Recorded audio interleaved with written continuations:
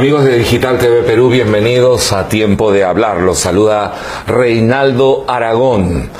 En estas últimas semanas se han venido denunciando una serie de publicaciones que ya están desde hace algún tiempo, pues quién no los ha visto, sobre todo en internet, anunciando soluciones para embarazos, ¿no? Embarazos no deseados por las mujeres que han quedado embarazadas. Digámoslo directamente, es promoviendo el aborto. Pero ¿cuál es la situación en nuestro país? El tema ha vuelto a ser discutido con más intensidad luego de que la presidenta Bachelet en Chile, acá nomás, pues aprobó una serie de formas de aborto en Chile. Y en esta discusión que es previa a las elecciones, que es la quincena de noviembre, el candidato Piñera, que va primero en las encuestas, ha dicho que él va a llegar y va a derogar esta ley. Pero ¿qué es lo que está pasando en el Perú? ¿Cuál es la situación que ocurre en nuestro país? Para conversar de esto aquí en Tiempo de Hablar, estamos con Carol Maraví, bióloga. Gracias, Carol. Gracias a ti, Reinaldo. Siempre bien enterada en estas cosas. Y el doctor Alejandro Muñante, abogado, director de la Red Nacional Pro Familia Renafam. Gracias, Reinaldo, y es un placer nuevamente para mí dirigirme a su dato público. Gracias. Gracias por la presencia de ustedes aquí. Y pues invitamos a todas, sobre todo las mujeres, ¿no es cierto? Las mujeres, para que se pasen la voz y llamen para escuchar qué argumentos hay con respecto a este tema que es tan delicado, ¿no? Tan sensible y que afecta a tantas mujeres, ¿no? Afecta a la familia, a las familias. Cuando una chica tiene un embarazo, una mujer tiene un embarazo no deseado, pues no solo ella, no solo el entorno, todo el entorno el que tiene que pasar esta situación, tiene que sufrir esta situación cuando es no deseado. Enfrentar la situación, más que sufrirla, es enfrentar la situación, digámoslo bien, sí, ¿no? Sino que como es un tema tan sensible, sí, pues queremos ser nosotros también ser delicados, pero decir las cosas como son. Claro, claro. ¿No es cierto? Porque es Tiempo de Hablar aquí en Digital TV Perú. Vamos a hacer una pausa y retornamos.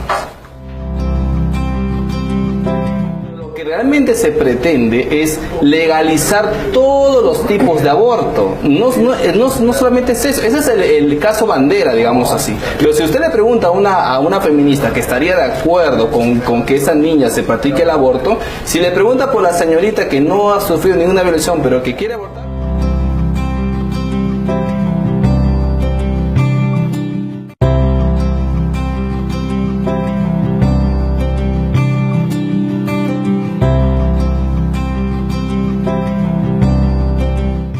Así es, amigos de Tiempo de Hablar, aquí en Digital TV Perú. Es tiempo de hablar sobre el aborto, sus consecuencias, cómo prevenirlo y cuál es la situación que ocurre en nuestro país. Estábamos conversando en esta pausa con Carol acerca de los números que se dan, ¿no? Algunas organizaciones proabortistas, habría que decirlo, ¿no? Dice que hay 371.000 abortos al año. Eso sería casi como 1.000, más de 1.000 al día, ¿no?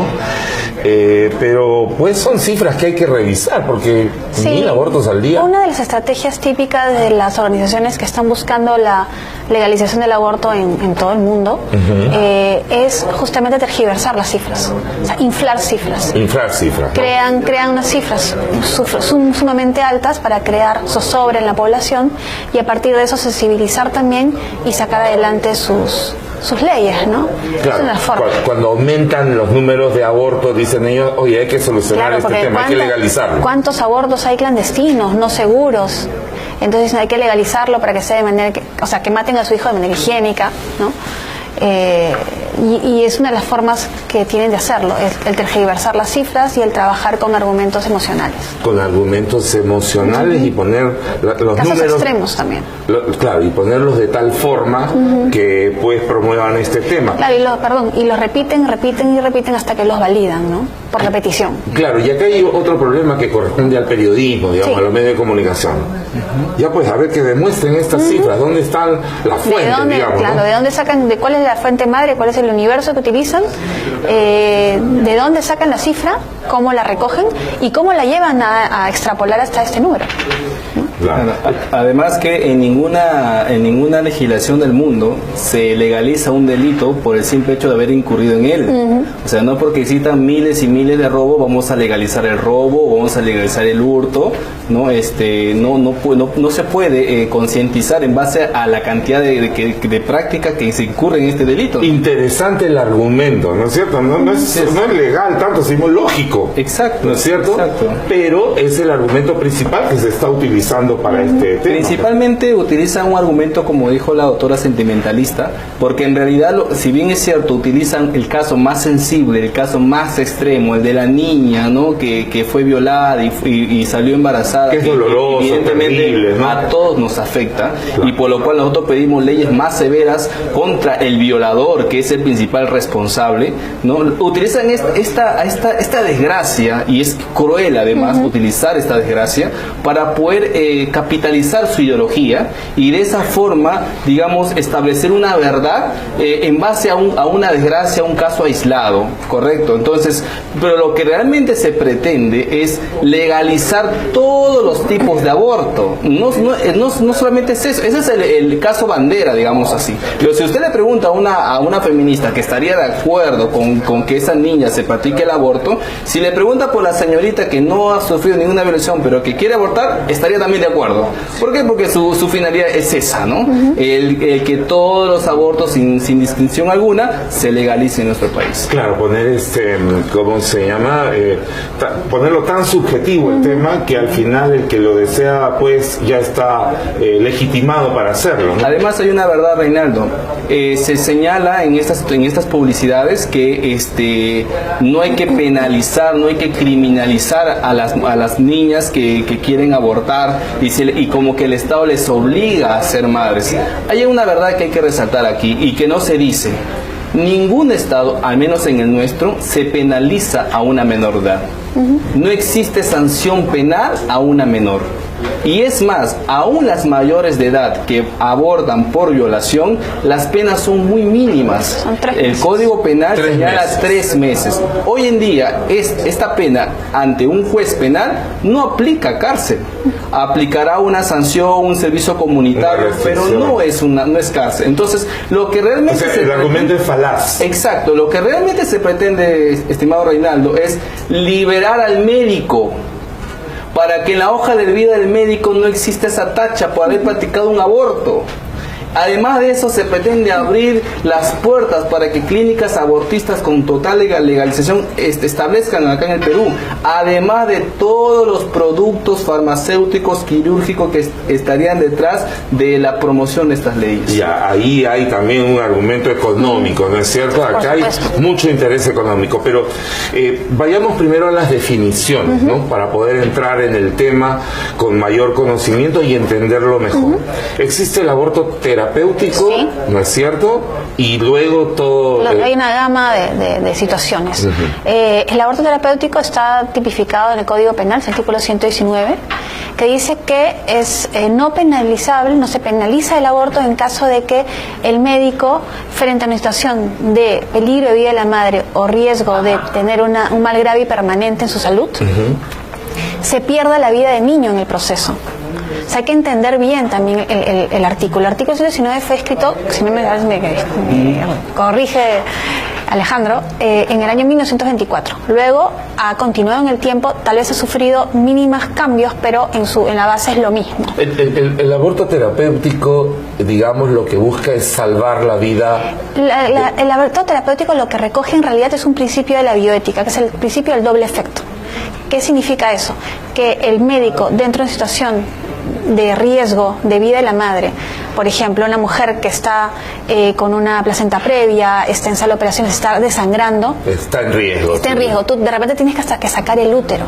Lamentablemente dentro del útero está el bebé. Lamentablemente en el proceso de salvar a la vida de la madre vas a perder la del niño, pero no es un acto voluntario, es un segundo efecto del efecto bueno que tú quieres, que es salvar la vida de la madre. Ese es el principio del aborto terapéutico como está descrito.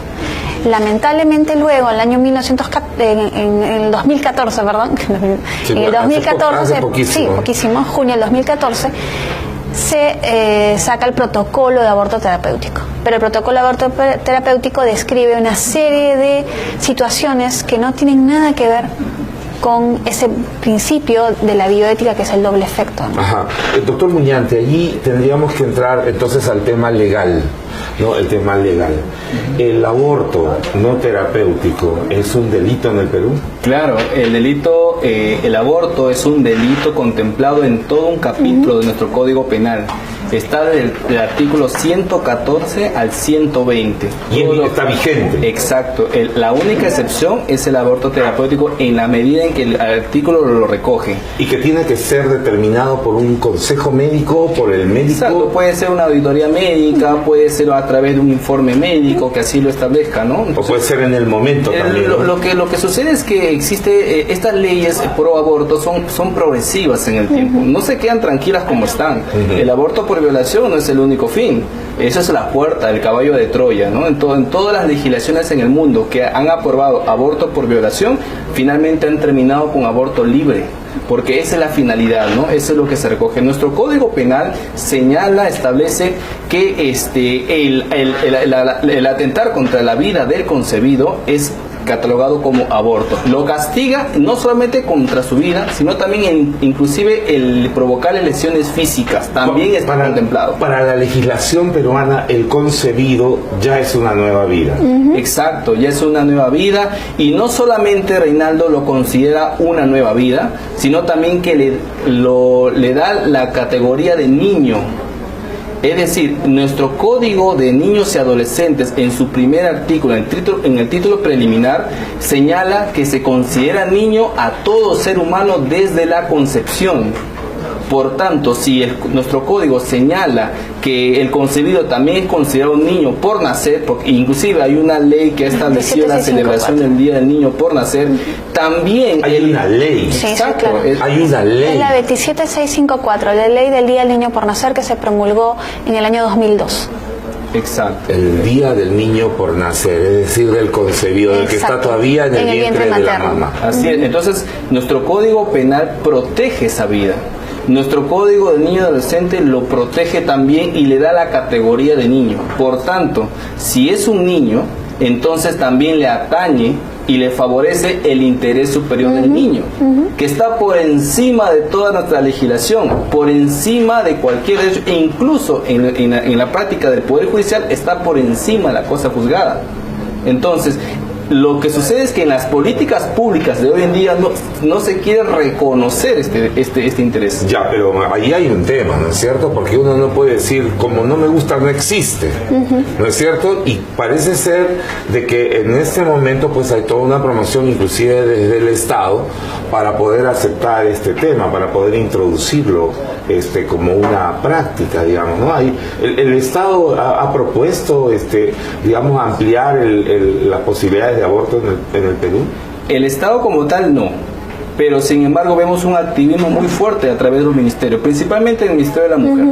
No hay un activismo bastante fuerte, inclusive la ministra anterior, que estuvo Ana María Romero, quien estuvo en el cargo, ¿no? Es la que estuvo antes de Ana María Choquehuanca. Ella había asistido, Reinaldo, a una invitación de parte de esta iniciativa global She Decides, que es la contrapartida a Planned Parenthood, ya que ellos han salido como una especie de alternativa frente a la obstrucción del presupuesto de parte del gobierno de Estados Unidos a Planned Parenthood. Y ellos vinieron al Perú, invitaron a la ministra estuvo presente, y esta es una organización que promueve el aborto libre en el mundo. ¿Cómo es posible que nuestras autoridades estén permitiendo eso cuando nuestras leyes impiden y sancionan este tipo de delitos? Porque además, pues cuando juramenta el ministro, el presidente le pregunta, ¿no es? No es así, le dice, prometes cumplir la ley y hacer cumplir la ley, ¿no es cierto? Claro que sí. ¿No es cierto? Entonces, pero pues no está ocurriendo. Ahora, uno de los argumentos que se usa es el derecho de la mujer a decidir sobre su propio cuerpo, ¿no? Claro. Entonces tú decides, sé libre, tú eres la que manda sobre tu propio cuerpo. Claro, que Eso justamente es el eslogan de She Decides, ¿no? Es ella decide, o déjala decidir, que es el eslogan también del primer grupo que presenta este proyecto para legalización del aborto en el Perú, Que es en un casos de argumento- violación y eugenesia, ¿no? Claro, que es un argumento, además una publicidad muy conocida de los grupos feministas, Sí, sí, claro. ¿no es cierto? Entonces partimos de ellos parten de una premisa que la mujer tiene el derecho a decidir sobre su propio cuerpo. Efectivamente, no solamente las mujeres, los hombres tienen derecho a decidir sobre su propio cuerpo, todas las personas. Tenemos que cuidarlo. Tenemos que cuidarlo, buscar su salud. Pero ahí el problema y la falacia es que el niño no forma parte del cuerpo de la madre.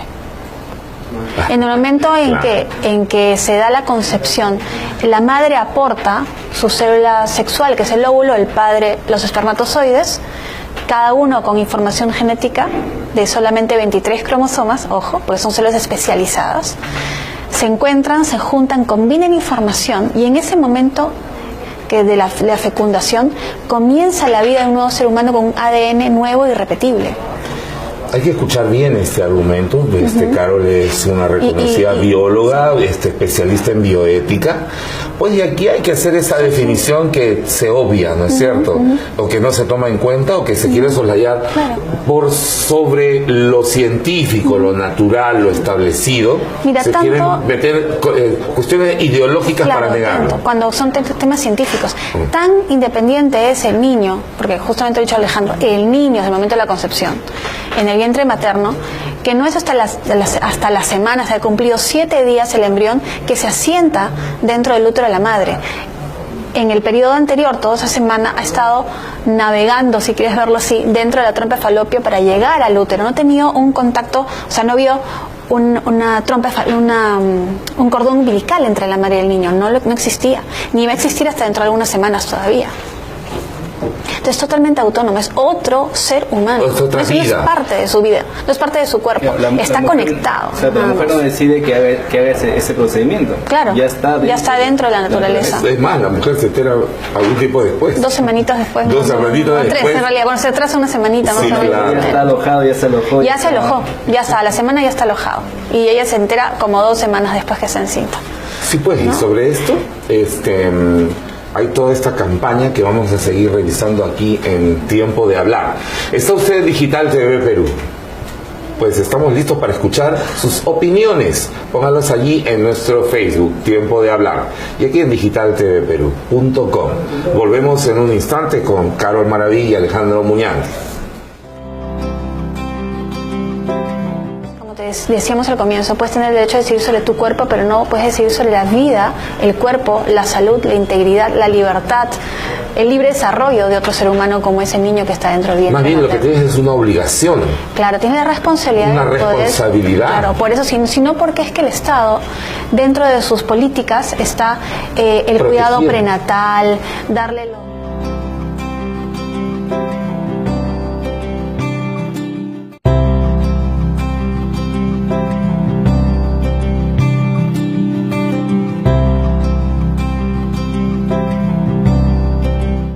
Sí, es tiempo de hablar aquí en Digital TV Perú sobre el aborto, sobre sus consecuencias, sobre la realidad del aborto en el Perú, sobre toda esta promoción que se hace de algunos centros que promueven este crimen, hay que decirlo así, ¿no? Es un crimen.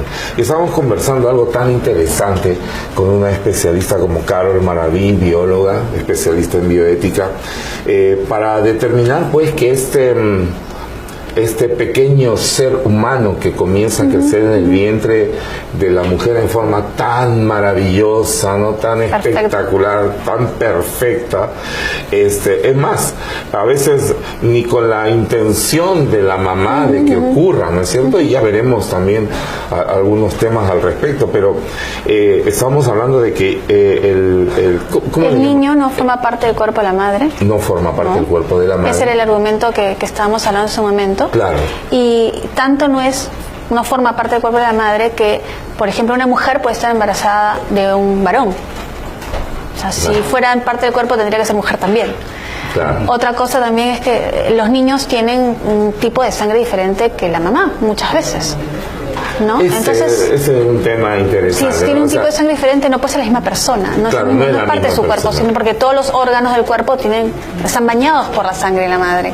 Y el niño no. A través del cordón umbilical hay un intercambio muy fino, pero hay filtros que no permiten esa mezcla de la sangre de la madre. Y hay otros que inclusive señalan de que el embrión no es un ser humano. Entonces el código genético, la sangre que ya fluye en él, ¿de qué cosa es? ¿No? Como decía un amigo, el día que las mujeres den a de parir conejos, ese día les creeré que no tenemos... Claro, porque el argumento es decir, bueno, forma parte de la mujer de su propio cuerpo y resulta que la mujer es solamente, digamos, el lugar donde está creciendo una vida completamente diferente. Empezando, por ejemplo, que el niño puede tener diferente tipo de sangre, ¿no? Inclusive, pues, la mujer ahí no ha decidido nada, solamente lo recibe, lo cuida hasta el momento de... Si no sería un clon, o sea, si no sería un clon. Algo así, debe ser algo igualito.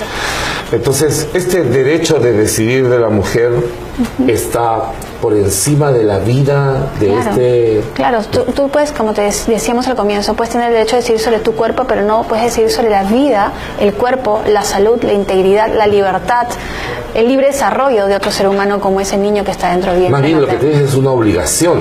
Claro, tienes la responsabilidad. Una responsabilidad. Claro, por eso, sino porque es que el Estado, dentro de sus políticas, está el cuidado prenatal, darle los micronutrientes durante el embarazo, poner postas médicas cerca, hacer las casas de espera. ¿Por qué tanta preocupación? Claro. ¿No? Y claro, en otros estados más intensamente comprometidos, pues cuidan de la mujer y le surten de todo lo necesario, porque es un nuevo ciudadano el que va a venir, ¿no es así? ¿No es cierto? Y va a formar parte del proceso productivo. O sea, hay todo un tema ahí. Parte de la sociedad. Claro. Y estas concepciones las entiende perfectamente el Estado, por eso es que se han venido construyendo este tipo de políticas desde muchos años atrás, sino que lo que vemos hoy en día es una corriente ideológica detrás de todo esto que ha venido a trastocar concepciones tan básicas, ¿no? Como el principio del derecho a la vida, inclusive trastocar el derecho mismo que establece claramente de dónde empieza la vida. Nuestra legislación es clara en cuanto a cuándo empieza la vida y por tanto su protección deriva justamente a partir de ese nacimiento, ¿no? A partir desde que se concibe la vida, ¿no? Entonces nuestra Constitución señala claramente que el Estado favorece al niño, a la familia, ¿no? Y por tanto toda política pública, legislación, llámese norma, lo que fuese, tiene que empoderar el interés superior del niño por encima de cualquier iniciativa o interés que esté detrás, con intereses ocultos y hasta económicos, como bien hemos dicho, ¿no? No solamente defender, sino además promover. ¿No es cierto? El Estado debe promover todos los conceptos, esto que estamos hablando, ¿no es cierto?, acerca del cuidado de la mujer que está embarazada, ¿no? Y del producto o de la persona que tiene en su vientre, ¿no es cierto? Claro. A veces se van metiendo esas palabritas. Las palabritas, ¿no es cierto? Pero digamos que pues es algo, es la vida misma, Ahora, doctor Muñante, ¿cómo protege legalmente, digamos, la legislación peruana a la mujer embarazada?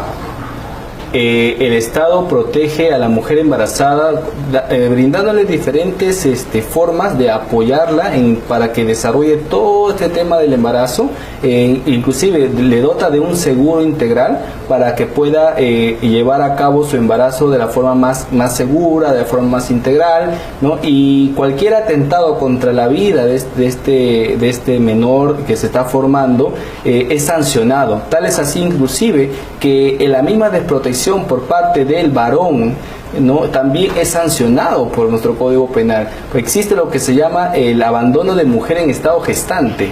El Estado también se ha preocupado por eso y también lo ha regulado en nuestro Código Penal. E inclusive las lesiones que se le produzca al menor en el vientre también es penado. No solamente el aborto, sino también las lesiones que se le produzca al menor. Entonces, el Estado protege al concebido de tal forma que no podría decirse que exista otro derecho que pueda estar por encima de E inclusive nuestro Estado ha ratificado lo que es la Convención de los los derechos del niño.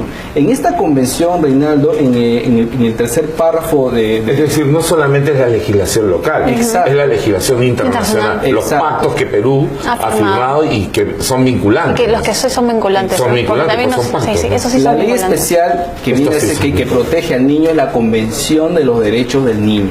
Entonces, esta convención en el tercer párrafo de su preámbulo señala claramente que considerando que el niño por su falta de madurez física y mental necesita protección y cuidado especial, señala que incluso la debida protección legal tanto antes como después del nacimiento. Entonces, nuestro Estado, al establecer sus políticas públicas, tiene que obedecer este mandato y tiene que priorizar la protección. ¿Por qué? Porque el niño goza de protección especial. ¿Qué quiere decir esto? Y ya lo ha dicho el Tribunal Constitucional, que frente al interés de un adulto, prima el interés del niño. De tal manera que si alguien viene señalando que su derecho a decidir, su derecho sexual y reproductivo, su derecho al libre desarrollo y bienestar, su propio cuerpo, podría estar por encima de la vida de este concebido, evidentemente la legislación lo va a desmentir categóricamente, sino que existe mucha corriente de pensamiento que quiere implantarse de manera arbitraria en nuestra sociedad para poder desmerecer este mandato constitucional. Aquí sí podríamos hablar de dos enfoques, ¿no es cierto? Así como se habla del enfoque de género y el enfoque de familia, aquí es claro, el enfoque de vida o el enfoque de muerte, ¿no es cierto? ¿Estaríamos bien desde el punto de vista biológico, digamos? Sí, claro que sí. O sea, cualquier actitud que atente contra la vida del niño tiene que ser rechazada inmediatamente. Justamente por todos estos tratados que hemos firmado, por nuestra propia Constitución, que establece que el niño es sujeto de derecho en todo cuanto le favorece. Nuestro Código Civil lo recoge, Código del Niño y Adolescente lo recoge.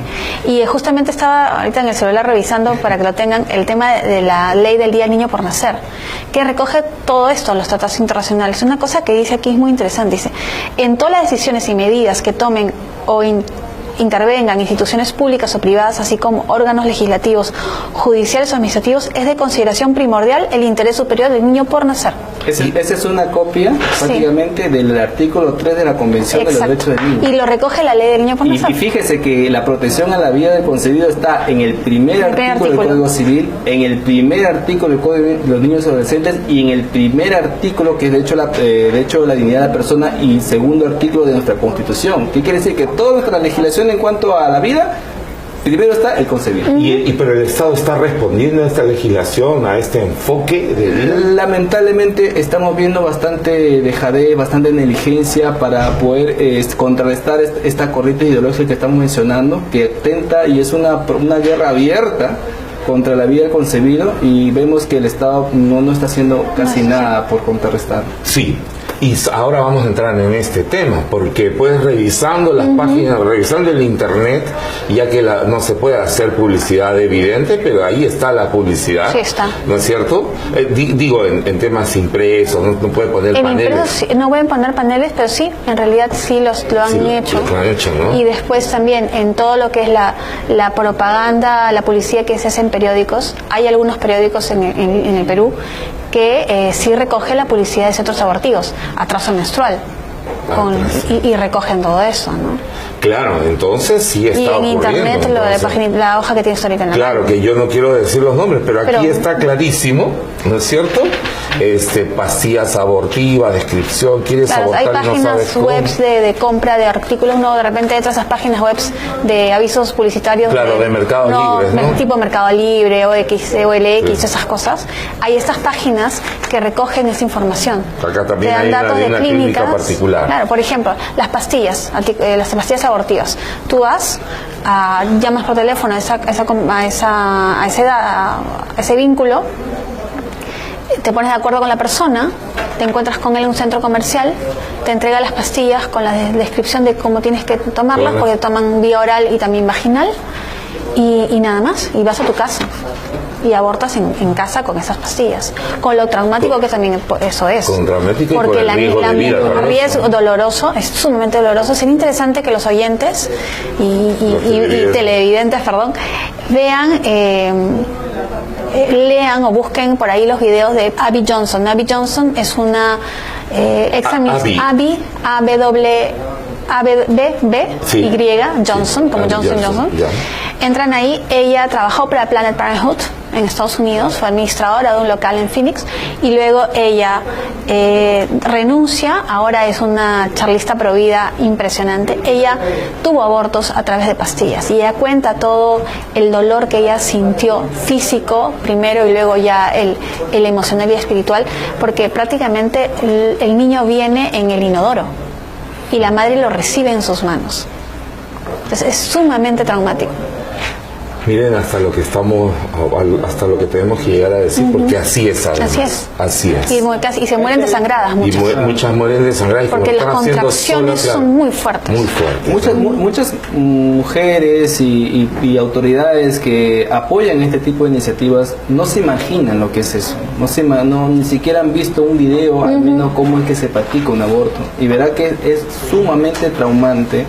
Por esa razón es que existe lo que se llama el síndrome post-aborto, y de eso no te hablan estas páginas. No hablan de las secuelas graves que pueden ocasionarse al practicarse un aborto, desde el daño físico, la esterilización, y también la afectación emocional y psicológica que trae esto. La afectación emocional, psicológica en la conciencia, que puede llevar a la depresión y a la muerte, ¿no? Sí, hay un caso de suicidio.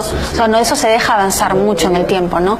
Hay sistemas de acompañamiento para mujeres y hombres que han abortado, porque el hombre también sufre, la familia en general sufre. Habrá que preguntarle a estos grupos qué programa tienen para atender a estas mujeres después del aborto, ¿no?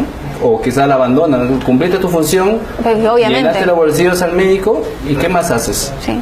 Claro, porque... Cuando sientes ese vacío en el vientre, la opresión en el pecho, las pesadillas, el insomnio, las náuseas, el dolor de cabeza y ese llanto incontrolable, ese día a ver que toquen la puerta del MINSA a ver qué pasa. Claro, y esto habría que enseñarle a las niñas, ¿no es cierto?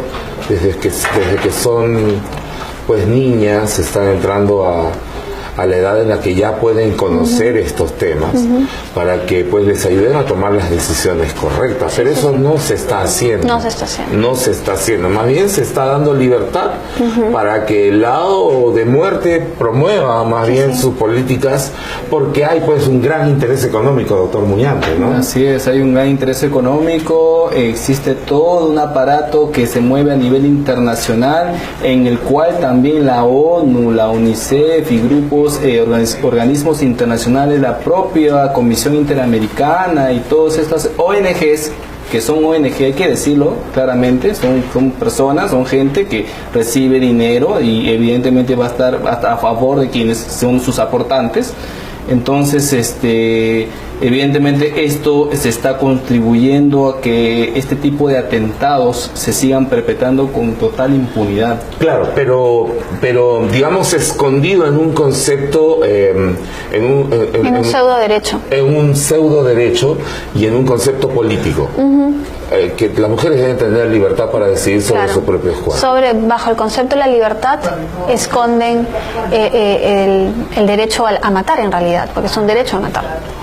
Vamos a volver en la parte final con interesantes, digamos, enfoques acerca de este tema, aquí en Tiempo de Hablar. Vamos a hacer una pausa y retornamos en un instante para la parte final.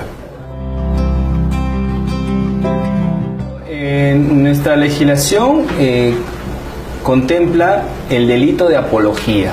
El artículo 316 de nuestro Código Penal señala claramente que es condenado la apología a la promoción de los delitos que están contemplados en todo nuestro Código Penal.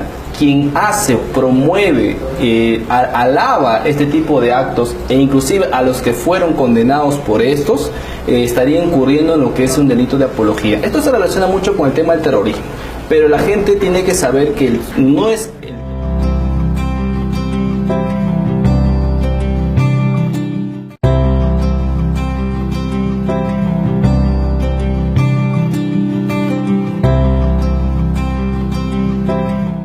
Así es, en Tiempo de Hablar estamos con Carol Maraví y con Alejandro Muñante conversando sobre este tema tan delicado, ¿no? Tan doloroso, porque pues afecta la conciencia y debe afectar más aún a nuestros gobernantes, a los que tienen capacidad de decisión y que tienen los presupuestos para trabajar, porque debemos trabajar la prevención, la información, la correcta educación sexual en las escuelas públicas, en los colegios, fortalecer a los padres de familia y darle los elementos para poder enseñar a los hijos, para que puedan pues enseñar correctamente a los hijos que ya comienzan a despertar en el interés sexual, ¿no?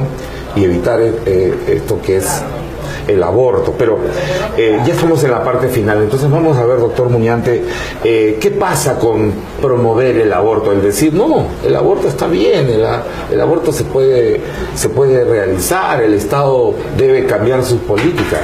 ¿Qué es lo que está ocurriendo ahí? Claro, nuestra legislación contempla el delito de apología.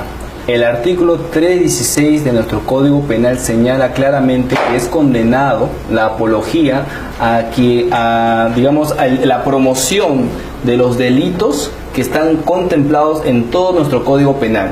Quien hace, promueve, alaba este tipo de actos e inclusive a los que fueron condenados por estos, estaría incurriendo en lo que es un delito de apología. Esto se relaciona mucho con el tema del terrorismo.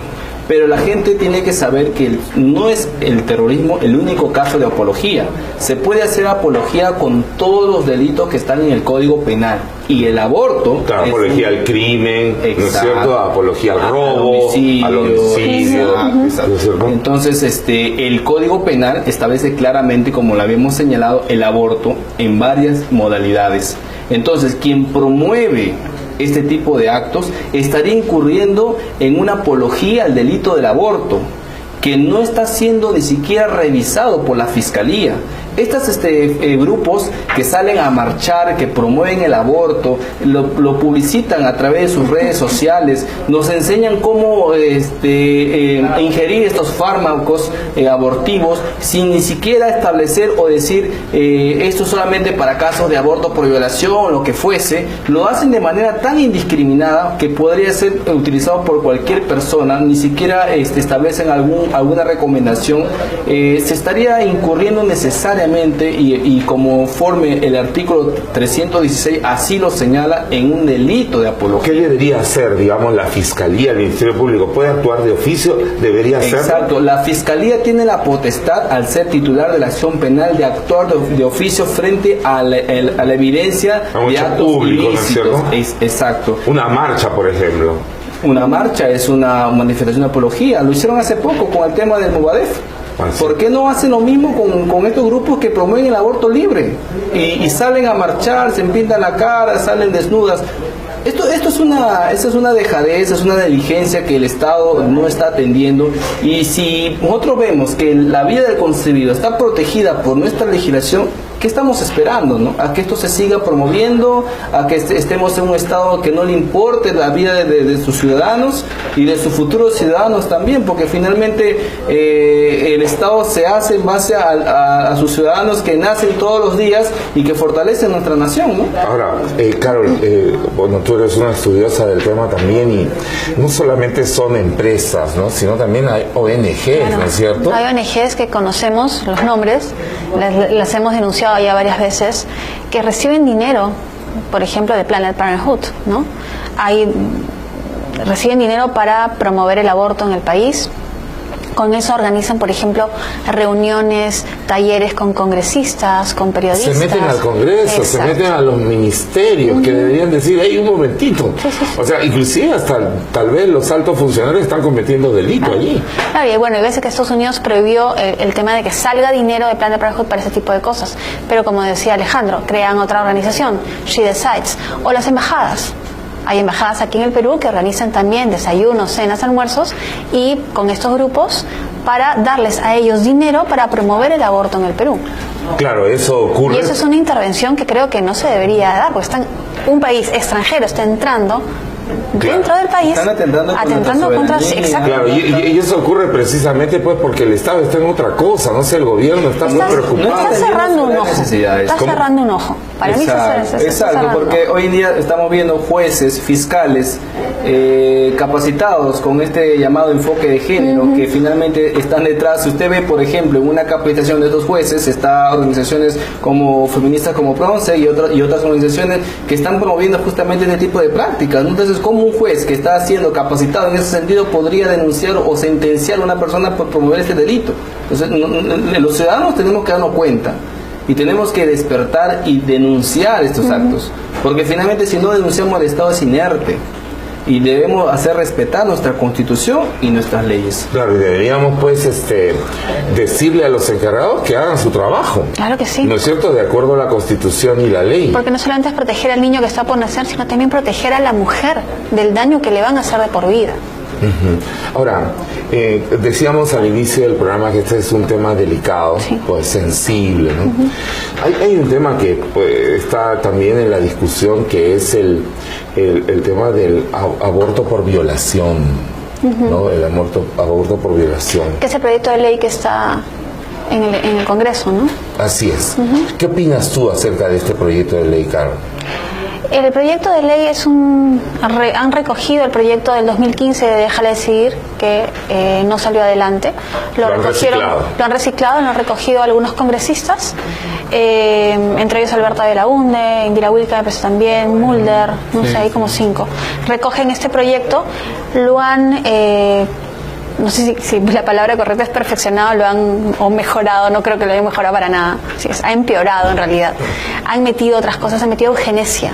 O sea, no solamente están pidiendo la legalización del aborto en casos de violación, que de por sí es una locura. O sea, tú lo que tienes que hacer es mejorar la prevención del delito, ¿no? Tienes que darle mayores penas al violador, darle una protección a la mujer después de que ha sido violada. No solamente a la mujer que salió embarazada, la mujer que ha sido violada necesita un acompañamiento luego. La mujer que ha sido violada y que ha sido embarazada necesita un acompañamiento, ¿no? Y ese niño que va a nacer producto de este acto violento no tiene la culpa. O sea, aquí queremos condenar a muerte al inocente, cuando deberíamos de dejar que todo el peso de la ley caiga sobre el delincuente, no sobre el pequeño inocente, ¿no? Eso es un tema. Y luego el tema de la eugenesia. Están también introduciendo el aborto en caso de malformación del niño. ¿Cómo definiríamos la eugenesia? Eugenesia es eliminar a un ser que no cumple con las características que la sociedad propone, básicamente. Así que es un neonazismo que se está queriendo implementar actualmente, ¿no? Eliminar a seres humanos por perfectos físicos. Exacto. Como lo hacía la Alemania nazi. O lo hacía Esparta. Exacto. Entonces, estamos en una locura. Claro, lo que pasa es que ahora con los aparatos que existen, ¿no es cierto?, ya se puede determinar previamente que el niño puede tener algunas... Por políticas como esa, por ejemplo, en Alemania se puede matar a los niños Down hasta antes de nacer, hasta el 9º mes. En Irlanda, si no me equivoco, ya no están desapareciendo los niños Down. En Islandia, donde ya no nacen niños con síndrome de Down. Simplemente, los han exterminado. Porque les han aplicado la eugenesia. Exacto.